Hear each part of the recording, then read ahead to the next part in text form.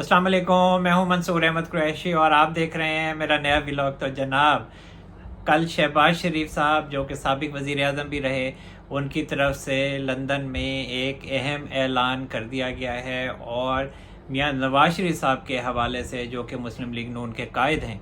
उनके हवाले से तारीख भी सामने आ गई है कि मियां नवाज शरीफ साहब पाकिस्तान 21 अक्टूबर को वापस आ जाएंगे और उनकी जो वापसी है वो लाहौर में होगी। प्रोग्राम में तब्दीली की गई है और इस्लामाबाद की बजाय अब उनकी जो फ़्लाइट है वो जद्दा से लाहौर उतरेगी और उनका अज़ीमुश्शान इस्तकबाल किया जाएगा और मुल्क भर से जो है वो रैलियाँ निकलेंगी और वो लाहौर पहुँचेंगी और मियां नवाज शरीफ साहब का अज़ीमुश्शान इस्तकबाल करते हुए उनको जो जाती उम्रा है उनकी रिहाइश का वहाँ ले जाया जाएगा। उसके बाद मियां नवाज शरीफ साहब जो हैं वो अपने केसेस का भी सामना करेंगे और जो नामज़द चीफ जस्टिस हैं काजी फ़ाइज़ ईसा साहब,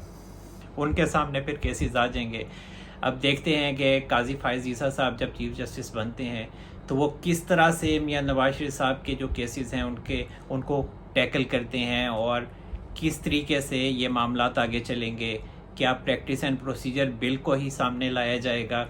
या फिर फुल कोड बनाया जाएगा? मेरा ये ख्याल है कि प्रैक्टिस एंड प्रोसीजर बिल का पहले फ़ैसला होगा, उसके बाद जो सीनियर सुप्रीम कोर्ट के जजेस होंगे वो उनकी एक कमेटी बनेगी। वो सिर्फ मियां नवाज शरीफ साहब की ही नहीं बल्कि तमाम केसेस को देखेगी, परखेगी। उसके बाद उनकी नौइयत को देख के फिर जो बेंचेस हैं उनकी तश्कील होगी और यही प्रैक्टिस एंड प्रोसीजर बिल में लिखा हुआ है। और जो नामज़द चीफ जस्टिस हैं काजी फ़ाइज़ ईसा साहब, जब वो चीफ जस्टिस होंगे तो उनके साथ जो दूसरे मोस्ट सीनियर जज होंगे वो सरदार तारिक मसूद साहब होंगे और तीसरे जो जज होंगे वो जस्टिस इजाज़ुल एहसन साहब होंगे, जिन्होंने सुप्रीम कोर्ट में बड़ा नाम कमाया है और वो सियासी केसेस हल करने में टॉप पर आए हैं, अव्वल पोजीशन उन्होंने हासिल की है। और इस हवाले से जो हसनात मलिक साहब हैं, कोर्ट के मशहूर रिपोर्टर, उनकी रिपोर्ट भी सामने आई है। तो अब आने वाले जो दिन हैं वो ख़ासे हंगामा खेज हो सकते हैं और पीटीआई के लिए सियासी तौर पर ख़ासे तकलीफ़ दे हो सकते हैं और उनके लिए परेशान कुन हो सकते हैं, क्योंकि जो पीटीआई है वो हमेशा ये कहती रही है कि जो लंदन दवाई लेने गया था वो अभी तक वापस नहीं आया। तो जो अब लंदन दवाई लेने गया था, अब वो कैदी नंबर 804 के लिए दवाई लेकर वापस आ रहा है। तो अब पीटीआई परेशान ना हो और अब इमरान खान साहब के लिए भी मेडिसिन आ रही है ताकि इमरान खान साहब भी सियासी तौर पर कुंदन हो सकें। लेकिन बहरहाल इमरान खान साहब के लिए जो मुश्किलात हैं वो कम होने का नाम नहीं ले रही। यहाँ पे ज़मानतों की तो मामलात बहुत पीछे रह गए और मैंने यही आपको पहले भी बताया था कि इनकी इमरान खान साहब की ज़मानत फ़िलहाल होना नामुमकिन है। और जो शहबाज शरीफ साहब हैं उन्होंने मियां नवाज शरीफ साहब के हवाले से ये ऐलान भी किया है वापसी का, और इसके अलावा उन्होंने इलेक्शन कमीशन के हवाले से भी ये कहा है कि इलेक्शन कमीशन का अब ये इख्तियार है कि वो इलेक्शन की तारीख का ऐलान करे। और इस तरह के जो बयानात हैं, चाहे वो मौलाना फजलुर रहमान साहब दे रहे हैं या निगरान हुकूमत दे रही है और केयर टेकर पीएम अनवारुल हक काकड़ साहब दे रहे हैं और दीगर जो बड़ी शख्सियात हैं जो प्रो इस्टेब्लिशमेंट हैं या प्रो नून लीग हैं, वो सब एक ही बात करते हैं इस तरह के बयानात देके कि इलेक्शन कमीशन का ये इख्तियार है। तो इसका मतलब ये है कि इलेक्शन कमीशन को सपोर्ट किया जा रहा है कि जी तुसी तुन के रखो कमनू और तुसी तारीख देनी है। तो अब देखते हैं कि इलेक्शन कमीशन कब इलेक्शन की तारीख देगा। तो लेकिन ये है कि जो सदर हैं उन्होंने तारीख का जो ऐलान करने का ठान रखी थी कि मैं ही इलेक्शन की तारीख दूंगा, तो वो फ़िलहाल वो नहीं दे पाए हैं। लेकिन फिर भी मैं यही समझता हूँ कि वो दे सकते हैं, क्योंकि पीटीआई की ये शख्सियात जो हैं वो किसी की बात नहीं समझती। ये सब लोग एक ही जैसे हैं, एक ही जैसे इकट्ठे हुए में इनको जितना मर्ज़ी समझा लें कि आपने कोई आइनी बहरान पैदा नहीं करना, ये वही बात करते हैं कि आइनी बहरान भी पैदा हो, मुल्क में नुकसान हो, मुल्क जो है वो बिगाड़ की तरफ जाए। और इसके अलावा जो शहबाज शरीफ साहब हैं उनका मज़ीद ये भी कहना था कि हमने जो है मुश्तरका मफादात कौंसल اس میں ہم نے یہ فیصلہ کر لیا تھا کہ نئی مردم شماری کے تحت الیکشن ہو، تو اب ہم نے نوٹیفیکیشن نئی مردم شماری کا جاری کر دیا ہے، تو اب الیکشن کمیشن کی یہ ذمہ داری ہے کہ وہ نئی حلقہ بندیاں کرے اور اس کے بعد پھر وہ الیکشن کی تاریخ کا اعلان کرے۔ اور میں نے آپ کو کل بتایا تھا کہ الیکشن کمیشن جو ہے اور جو بڑے سٹیک ہولڈر ہیں وہ یہی چاہتے ہیں کہ الیکشن جو ہیں وہ رمضان سے پہلے ہو جائیں اور ایک نئی الیکٹڈ گورنمنٹ جو ہے اس کا وجود بھی سامنے آ جائے۔ اور اس کے علاوہ جو عمران خان صاحب ہیں ان کے حوالے سے پریشان کن صورتحال پیدا ہو گئی ہے، اور وہ اس طرح سے ہے کہ ایک طرف تو عمران خان صاحب کے جو وکلا تھے وہ جو آفیشیل سیکرٹ ایکٹ کے تحت جو عدالت بنی ہے، اور ان کے جو جج ہیں ابو الحسنات ذوالقرنین صاحب، ان کے سامنے انہوں نے ابو الحسنات ذوالقرنین صاحب کی عدالت میں چھٹیوں سے پہلے جو ضمانت کی درخواست لگائی ہوئی تھی اس کی سماعت نہیں ہو سکی ہے، اور ایک سماعت ہوئی تھی اور عمران خان صاحب کی ضمانت نہیں ہو سکی اس میں۔ اور میں نے آپ کو بتایا تھا کہ ابو الحسنات ذوالقرنین صاحب جو ہیں وہ ان کی ضمانت نہیں کریں گے، کیونکہ جو عمران خان صاحب کے وکلا ہیں انہوں نے ابو الحسنات ذوالقرنین صاحب کے اوپر اعتراض بھی کر رکھا تھا، اور اس کی بھی جو درخواست تھی ان کے خلاف کہ وہ کیس نہیں سن سکتے، وہ اسلام آباد ہائی کورٹ میں انہوں نے دائر کی ہوئی ہے۔ اور جو ضمانت کی درخواست ہے جو آفیشیل سیکرٹ ایکٹ کے تحت جو کیس ہے عمران خان صاحب کے خلاف سائفر کا، اس کے حوالے سے وہ بھی اسلام آباد ہائی کورٹ میں دائر کی ہوئی ہے۔ تو پہلے چھٹی سے پہلے ایک سماعت ہوئی تھی، اور جو اسپیشل پروسیکیوٹر ہیں ایف آئی اے کے، انہوں نے یہ کہا تھا کہ جو پی ٹی آئی کے وکلا ہیں وہ ضمانت کی درخواست ابو الحسنات ذوالقرنین صاحب کے سامنے، مطلب جج صاحب کو یہ کہا تھا کہ آپ کے سامنے دائر نہیں کر سکتے، آپ یہ درخواست نہیں سن سکتے، کیونکہ جو عمران خان صاحب کے وکلا ہیں انہوں نے اسلام آباد ہائی کورٹ میں بھی ضمانت کی درخواست دائر کر رکھی ہے اور آپ پر عدم اعتماد بھی کیا ہوا ہے۔ اس کے بعد پھر ابو الحسنات ذوالقرنین صاحب نے وہ سماعت روک دی تھی اور کہا تھا کہ جائیں پہلے آپ اسلام آباد ہائی کورٹ سے فیصلہ لکھوا کر لائیں کہ آپ کو میرے اوپر اعتبار ہے، اسلام آباد ہائی کورٹ میرے اوپر اعتماد کرتی ہے یا نہیں، تو پھر میں کیس کو سن لوں گا۔ اور اس کے بعد پھر وہ چھٹی پر چلے گئے، 9 ستمبر تک وہ چھٹی پر رہے، اور کہا گیا کہ ان کی جو وائف ہیں وہ بیمار ہیں۔ اور پھر جو سماعت ہوئی اس میں بھی کوئی رزلٹ نہیں نکل سکا، اور کل پھر دوبارہ سے اسلام آباد ہائی کورٹ میں سماعت ہوئی، اور پی ٹی آئی کے وکلا شیر افضل مروت صاحب وہاں پیش ہوئے، اور ان کا یہ کہنا تھا کہ عمران خان صاحب کا جو ٹرائل ہے جو سماعت ہے سائفر کیس کے حوالے سے وہ جیل میں نہیں ہونی چاہیے، اور 30 اگست کو جو اٹک جیل میں سماعت ہوئی تھی، حالانکہ عمران خان صاحب کی توشہ خانہ کیس میں آپ نے ضمانت بھی کر دی تھی، 3 سال کی سزا معطل بھی ہو گئی تھی، لیکن اس کے باوجود این او سی کے اوپر ہی جو ابو الحسنات ذوالقرنین صاحب ہیں انہوں نے جو آفیشیل سیکرٹ ایکٹ کے تحت یہ جو کیس ہے اس کی سماعت اٹک جیل میں کی، اور عمران خان صاحب کی ضمانت نہیں ہونے دی، اور عمران خان صاحب کو جوڈیشل ریمانڈ پر جیل بھیجا جا چکا تھا 15 اگست کو ہی۔ تو اس کو معطل کیا جائے، اور جو ابو الحسنات ذوالقرنین صاحب ہیں ان کو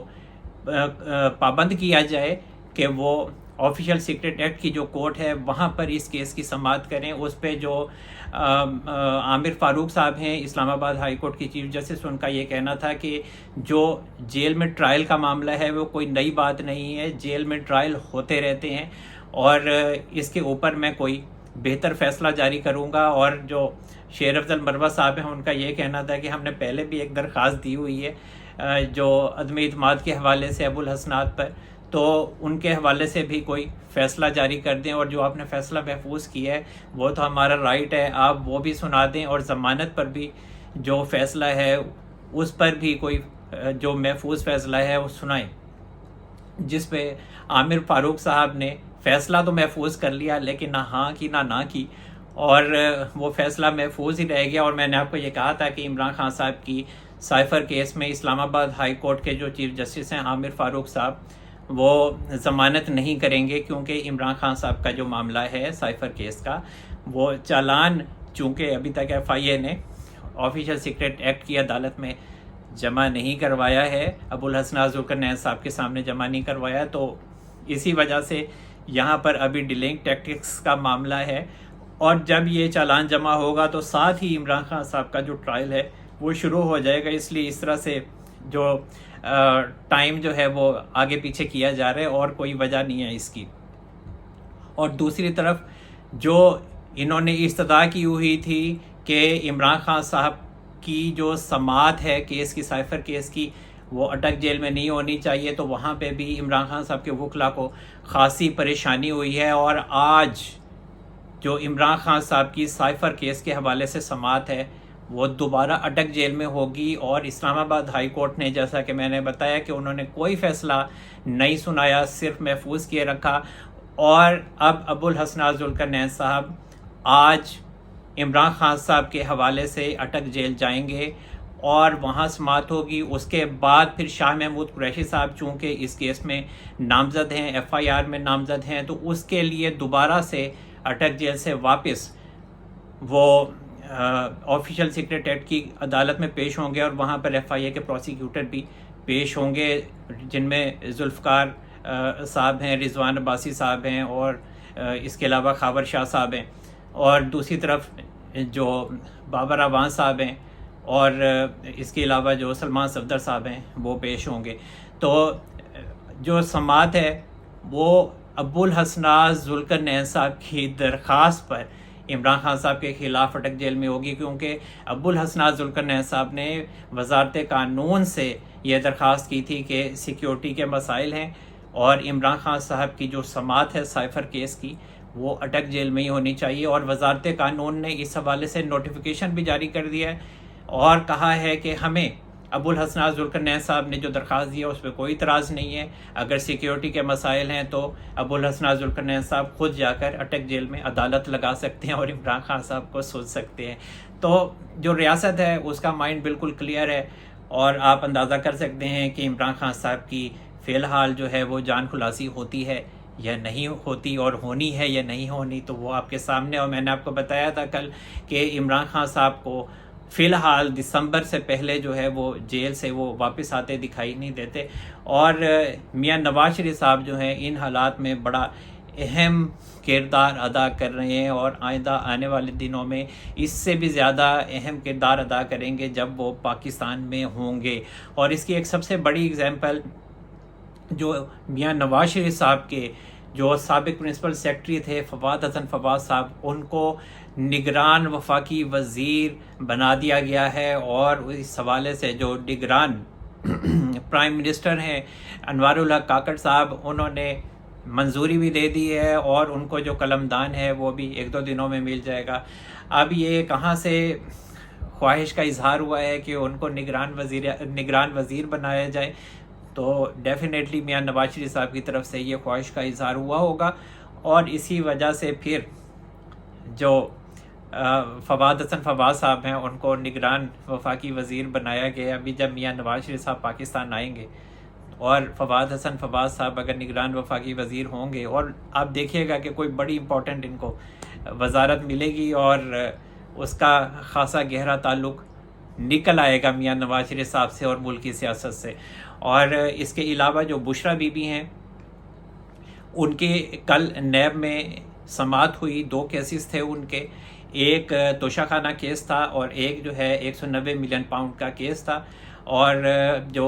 توشہ خانہ کیس ہے اس کے بیچ میں جو بشرا بی بی ہیں ان کے حوالے سے نیب کے جو پروسیکیوٹر ہیں ان کا یہ کہنا تھا کہ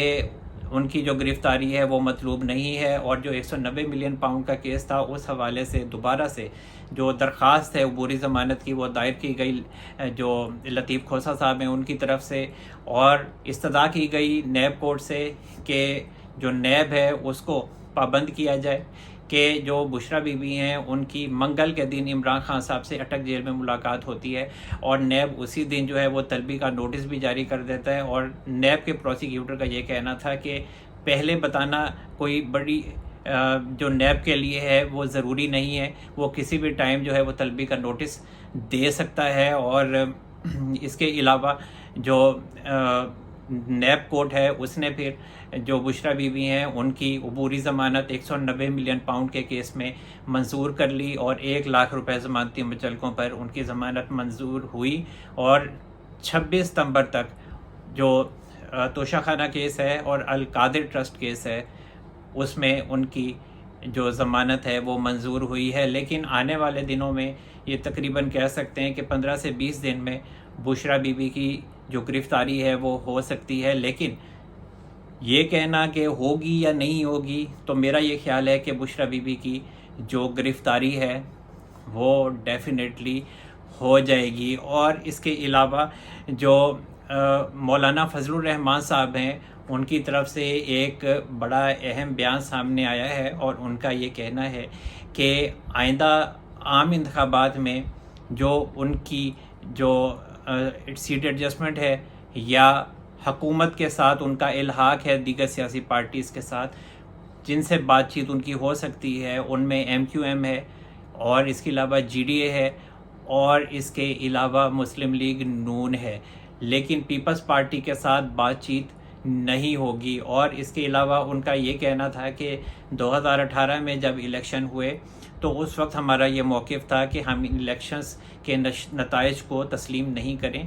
اور ہم حلف برداری کی تقریبات میں بھی شرکت نہ کریں، لیکن مسلم لیگ نون اور پیپلز پارٹی کا یہ موقف تھا کہ سندھ میں پیپلز پارٹی کی اور نون لیگ میں پنجاب میں نون لیگ کی حکومت جو ہے وہ بنتی دکھائی دے رہی تھی، تو اسی وجہ سے پھر ہمیں پیچھے ہٹنا پڑا، ورنہ میرا یہ موقف تھا کہ ہم جو الیکشن ہے اس کا بائیکاٹ کریں۔ اور اس کے بعد پھر وقت نے ثابت کیا کہ ہمارا جو فیصلہ تھا دیگر سیاسی پارٹیز کا وہ غلط تھا۔ اور اس کے علاوہ ان کا یہ بھی کہنا تھا کہ جب پی ڈی ایم بنی تو اس وقت ہم حکومت میں سے جو پارلیمنٹ میں سے وہاں سے ہم نکل سکتے تھے، اور جو ہم نے استعفوں کا آپشن تھا وہ بھی رکھا ہوا تھا، لیکن جب اعلامیہ جاری ہوا تو اس پر مجھے اعتراض ہوا، کیونکہ اس اعلامیہ میں سے جو استعفوں کا آپشن تھا وہ نکال دیا گیا تھا، لیکن پھر ہم نے لڑ کر استعفوں کا آپشن بیچ میں رکھا، اور اس وقت پیپلز پارٹی تھی جو یہ چاہتی تھی کہ یہ استعفے وغیرہ نہ دیے جائیں پارلیمنٹ سے۔ اور میرا خیال ہے کہ پیپلز پارٹی کا یہ موقف بعد میں درست بھی ثابت ہوا، کیونکہ پھر عمران خان صاحب کو تحریک عدم اعتماد کے ذریعے ہی باہر کیا گیا۔ اگر یہ جو پی ڈی ایم میں شامل جماعتیں ہیں وہ اگر باہر آ جاتی ہیں اور استعفے دے دیتی تو پھر عمران خان صاحب جو ہیں وہ تحریک عدم اعتماد کے ذریعے باہر نہیں ہو سکتے تھے، تو یہ پیپلز پارٹی کا ایک اچھا فیصلہ تھا۔ اور اس کے بعد مولانا فضل الرحمان صاحب کا جو یہ پوائنٹ ہے اور یہ بات ہے کہ M Q M, G D A اور اس کے علاوہ نون لیگ سے بات چیت ہو سکتی ہے لیکن پیپلز پارٹی سے نہیں ہو سکتی، تو میرا تھوڑا سا اس میں اوپینین ہے اور وہ میں آپ سے شیئر کرنا چاہتا تھا۔ وہ یہ ہے کہ مجھے ایسا لگتا ہے کہ جو پیپلز پارٹی ہے ہو سکتا ہے کہ آئندہ عام انتخابات میں ہو سکتا ہے کہ اس کی حکومت نہ بن پائے اگر پیپلز پارٹی زیادہ گڑبڑ کرتی ہے، اور صورتحال ایسی نظر آتی ہے کہ کہیں نہ کہیں یہ سوچا جا رہا ہے۔ اور مولانا فضل الرحمان صاحب کی جو یہ انٹرویو ہے یہ خاصا معنی خیز ہے جو انہوں نے حامد میر صاحب کو دیا کہ پیپلز پارٹی سے بات نہیں ہوگی، تو دوسری طرف اگر دیکھیں تو ایم کیو ایم کے جو اہم رکن ہیں اور جو گورنر سندھ ہیں کامران ٹیسوری صاحب، انہوں نے بھی کچھ دن پہلے میاں نواز شریف صاحب سے لندن میں ملاقات کی، تو وہ بھی ایسے ملاقات نہیں کی۔ تو میری یہ اسیسمنٹ ہے کہ آئندہ عام انتخابات میں شاید جو پیپلز پارٹی ہے اس سے سندھ بھی لے لیا جائے، اور وہاں پر مولانا فضل الرحمان صاحب، G D A, M Q M اور نون لیگ کو وہاں اکثریت مل جائے اور وہاں سندھ میں ان کی کوئی حکومت قائم ہو جائے۔ تو یہ اسی بیان کا ہی مجھے تسلسل دکھائی دیتا ہے، اور جو ایم کیو ایم کے اہم رکن ہیں کامران ٹیسوری صاحب، گورنر سندھ ہیں، وہ بھی ایسے تو نہیں ملے نا میاں نواز شریف صاحب سے، کوئی تو وجہ ہوگی کہ ساڈا بھی خیال رکھنا تسی۔ تو کچھ ایسا مجھے لگتا ہے کہ کوئی اس طرح کی پلاننگ ہو سکتی ہے، جبکہ جو بلاول صاحب ہیں انہوں نے بھی تھوڑا سا ناراضگی کا اظہار کیا ہے، اور شکایتیں ان کی بھی تھوڑی شروع ہو گئی ہیں۔ وہ ایک الگ بات ہے کہ وہ الیکشن کے معاملے پہ پیچھے ہٹ گئے ہیں، اب ان کا سافٹ ویئر اپڈیٹ ہوا ہے یا ان کے کان میں پھونک ماری گئی ہے، جو بھی کچھ ہوا ہے، لیکن جس طرح سے وہ ایک ضد پر اڑے ہوئے تھے کہ 90 دنوں میں ہی الیکشن ہونے چاہیے اور یہی آئینی تقاضا ہے، حالانکہ یہ پہلے مانے ہوئے تھے کہ نئی مردم شماری کے تحت الیکشن ہوں گے، نئی حلقہ بندیوں کے تحت الیکشن ہوں گے. ان کے اپنے جو سی ایم سندھ تھے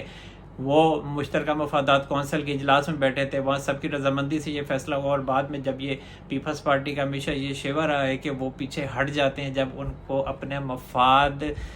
نہیں انہیں ملتا. تو اس کے بعد تو اب اگر پیپلز پارٹی کا اب یہ جو موقف ہے، پہلے زرداری صاحب کا وہ موقف سامنے آیا ہے کہ نئی حلقہ بندیوں کے بعد الیکشن ہو جائیں گے، الیکشن کمیشن کا اختیار ہے، وہی انہوں نے زبان بولنی شروع کی ہے جو نون لیگ بول رہی ہے، یا جو الیکشن کمیشن بول رہا ہے، یا نگران وزارت قانون ہے وہ بول رہی ہے. تو اسی طرح اب بلاول نے بھی وہی اب بیانات دینے شروع کیے ہیں. پہلے تھوڑے 1-2 دن ہچکچائے، اب وہ بھی سیدھے ہو گئے ہیں، وہ بھی یہی کہہ رہے ہیں ٹھیک ہے 90 دنوں میں نہیں ہوں گے تو 100 دنوں میں نہیں ہوں گے تو 120 دن میں ہو جائیں گے. اب انہوں نے یہ کہا ہے کہ جی ہمارا یہ اعتراض ہے، ہمیں یہ شکوہ ہے کہ لیول پلینگ فیلڈ نہیں مل رہی. تو اب انہیں کہیں نہ کہیں مجھے لگتا ہے کہ بھنک پڑتی دکھائی دے رہی ہے کہ پیپلز پارٹی کے لیے جو گھیرا ہے وہ تھوڑا تنگ ہو رہا ہے. گھیرے سے مراد یہ ہے کہ شاید ان کو حکومت سندھ میں نہ ملے. تو آگے دیکھتے ہیں کہ آگے چل کے کیا صورتحال پیدا ہوتی ہے، لیکن حالات کچھ اس طرح کے دکھائی دیتے ہیں کہ نون لیگ کا پلہ کافی بھاری دکھائی دیتا ہے، اور جو پیپلز پارٹی ہے وہ پیچھے پیچھے جا رہی ہے. لیکن جو زرداری صاحب ہیں وہ حالات کو جان چکے ہیں کہ ان کے لیے حالات جو ہیں وہ آنے والے جو دن ہیں وہ مشکلات پیدا کر سکتے ہیں، اور یہی وجہ ہے کہ وہ درمیانہ راستہ اختیار کرنا انہوں نے شروع کر دیا ہے. جو پہلے بڑھ بڑھ کے بول رہے تھے، اور بلاول جو ہیں وہ بھی کچھ آنکھیں دکھانا چاہ رہے تھے، لیکن اب وہ آنکھیں جو ہیں وہ اب نہیں دکھائی جا رہی، اور کہا جا رہا ہے کہ پیپلز پارٹی جو ہے وہ آئین کے مطابق چلے گی، اور جو پلان ہوگا اس کے مطابق چلیں گے. تو آئندہ آنے والے جو دن ہیں وہ پیپلز پارٹی کے لیے بھی مشکلات پیدا کر سکتے ہیں. وہ ٹھیک ہے کہ یہ بیان ضرور کہیں نہ کہیں سے سامنے آیا ہے کہ پیپلز پارٹی کے جو رہنما ہیں، جو سیاسی رہنما ہیں، ان کے گرد کوئی گھیرا تنگ نہیں ہو رہا. اور میں نے آپ کو یہ بتایا تھا کہ ان کے رہنماؤں کے گرد کوئی گھیرا تنگ نہیں ہو رہا، لیکن جو بھی افراد کرپشن میں ملوث ہیں ان کے خلاف جو بلا امتیاز ہے وہ کارروائی ہوگی. اور اس کے علاوہ جو سپریم کورٹ ہے اور جو لاہور ہائی کورٹ ہے اس کو یہ پابند کیا ہے کہ وہ چینی کی قیمت پر جو کیس لاہور ہائی کورٹ میں لگا ہوا ہے اور اس پر سٹے کیا ہوا تھا اس پر 30 دن کے اندر فیصلہ سنائے، کیونکہ جو پنجاب نگران حکومت ہے اس کا یہ موقف تھا کہ لاہور ہائی کورٹ کے 2 ججز ہیں جن میں ایک اہم جج جو ہیں جسٹس شاہد کریم ہیں، انہوں نے سٹے کیا ہوا تھا، اور جو بروکر تھے اور جو رائٹ ہینڈ تھے اس میں جو مل مالکان تھے شوگر کے، انہوں نے آپس میں گٹھ جوڑ کیا ہوا تھا، اور انہوں نے جو سٹے کرنے کے بعد 55 ارب روپے چینی کی مد میں کمایا ہے. اور اس پر اب جو اسپیشل پروسیکیوٹر ہیں پنجاب کے، ان کا یہ کہنا ہے کہ جو لاہور ہائی کورٹ ہے وہ اس کیس کی سماعت جو ہے وہ 20 ستمبر کو کرے گی. تو جو جسٹس اعجاز الاحسن صاحب ہیں ان کا یہ کہنا تھا جو اس کیس کی سماعت کر رہے تھے سپریم کورٹ میں کہ ابھی ہم اس کیس کے حوالے سے فیصلہ نہیں دے سکتے، کیونکہ یہ جو معاملہ ہے یہ لاہور ہائی کورٹ میں ہے. تو پہلے لاہور ہائی کورٹ کو فیصلہ کرنے دیں، اور امید ہے کہ وہ بہتر فیصلہ کریں گے. لیکن جو ایڈیشنل اٹارنی جنرل ہیں ان کا یہ کہنا تھا کہ جو مل مالکان ہیں وہ کسی کے فیصلے پر عمل نہیں کر رہے. اگر لاہور ہائی کورٹ کا فیصلہ آتا ہے تو وہ کہتے ہیں جی ہم سپریم کورٹ کے فیصلے پر عمل کر رہے ہیں، اور اگر سپریم کورٹ کا فیصلہ آتا ہے وہ تو کہتے ہیں کہ ہم لاہور ہائی کورٹ کے فیصلے پر عمل کر رہے ہیں. تو وہ ان کو پابند کیا جائے کہ جو قیمتیں ہیں وہ جو تعین کیا گیا ہے حکومت کی طرف سے اسی پر عمل کریں. حالانکہ ابھی جو قیمتیں ہیں وہ 160 روپے پر کے جی کے حساب سے ہے، اور یہ 200 روپے کے اوپر چینی بیچنے کی کوشش کر رہے ہیں. بہرحال جو جسٹس اعجاز الاحسن صاحب ہیں ان کا یہی کہنا ہے کہ لاہور ہائی کورٹ پہلے فیصلہ کرے، اس کے بعد پھر ہم اس کے اوپر کوشش کریں گے کہ اس کے اوپر کیا بہتر فیصلہ ہو سکتا ہے. اگر جو فریقین ہیں وہ مطمئن نہیں ہوتے اور عوام کے لیے کوئی بہتر فیصلہ نہیں ہو پاتا۔ اور اس کے علاوہ جو شیخ رشید صاحب ہیں ان کے حوالے سے بھی اہم خبر یہ ہے کہ جو نیب راولپنڈی ہے انہوں نے کل شیخ رشید صاحب کو 190 ملین پاؤنڈ کے کیس میں طلب کیا تھا، لیکن شیخ رشید صاحب چونکہ ملک سے فرار ہیں اور اسی وجہ سے وہ پھر نیب میں پیش نہیں ہوئے، اور کہا جاتا ہے کہ جو شیخ رشید ہیں وہ غالباً ہانگ کانگ میں اس ٹائم ہیں